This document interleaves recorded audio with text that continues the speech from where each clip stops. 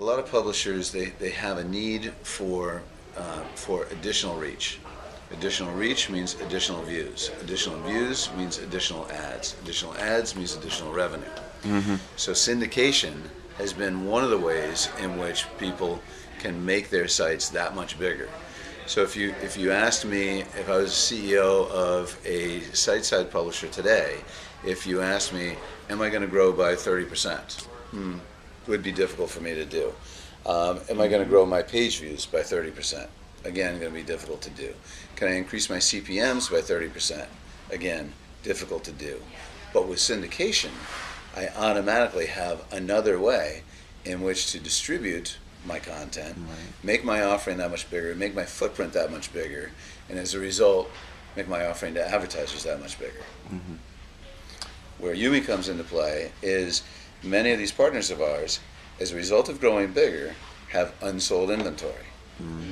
Differentiating factor between unsold and remnant is that video, by its nature and certainly the way in which we want to sell it, and that we want our partners to act as video providers, is we want video to be user initiated. So they have a lot of user initiated video that has gone unsold. Then we step in and we help them monetize that.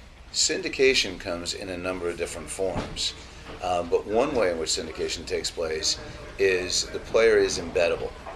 An embeddable player can go into someone's blog. It can go into a social site.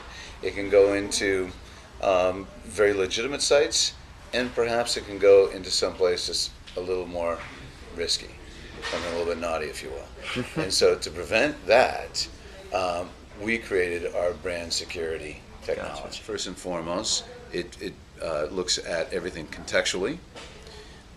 Then it looks at the URL after that, and the environment. In the way that it does that is because our technology is integrated into all of our publishers. Right. So I mentioned a moment ago that we are first and foremost a technology company. We began 4 years ago by integrating our software development kit, which is an ad-serving technology, into our partner websites. One of the resulting factors of having that software integrated into our partners' websites is that we can get a look at their environment like no one else could.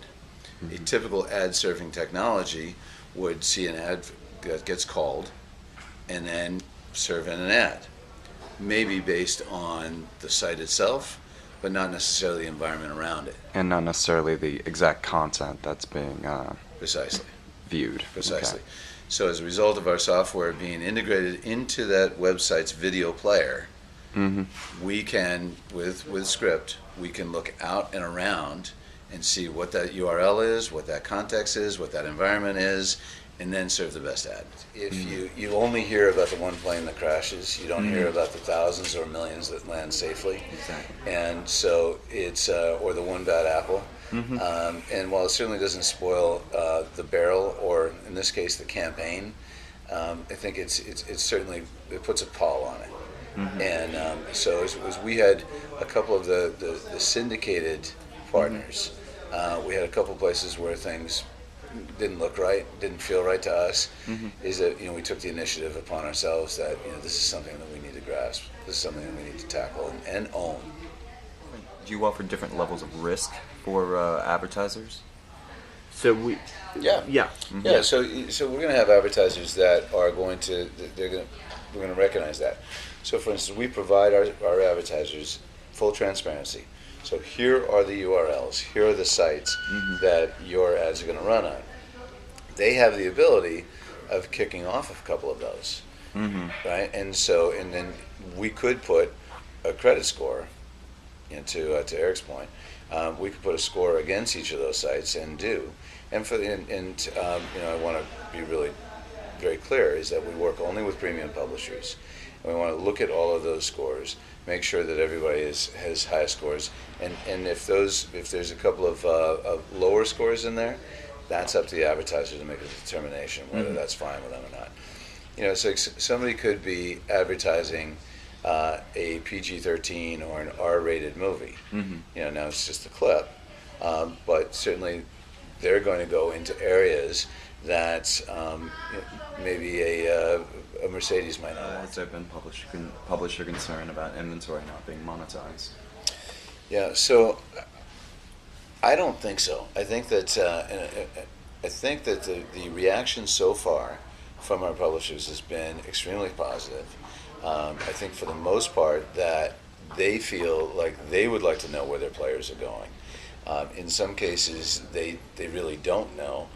So to come back to them and let them know that something was embedded in a site that might be a little bit dicey, I think is terrific for them. You got to remember who we're working with is premium publishers, and for the most part, I think premium publishers want to make sure, and I think 99.9% of premium publishers want to know that if it's an embeddable player, that it's going to a clean, well-lit, safe environment. And so for us to kick back information to them that tells them anything different than that, I think is received really, really well.